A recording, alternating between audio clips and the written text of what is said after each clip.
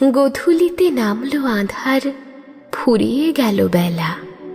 ঘরের মাঝে সাঙ্গ হলো চেনা মুখের মেলা। দূরে তাকায় লক্ষ্য হারা, নয়ন ছলো ছলো। এবার তবে ঘরের প্রদীপ বাইরে নিয়ে চলো। মিলন রাতে সাক্ষী ছিল যারা, আজও জলে আকাশে সেই তারা। পাণ্ডু আঁধার বিদায় রাতের শেষে, যে তাকাতো শিশির সজল শূন্যতা উদ্দেশ্যে, সেই তারকাই তেমনি চেয়েই আছে অস্তলোকের প্রান্ত দ্বারের কাছে।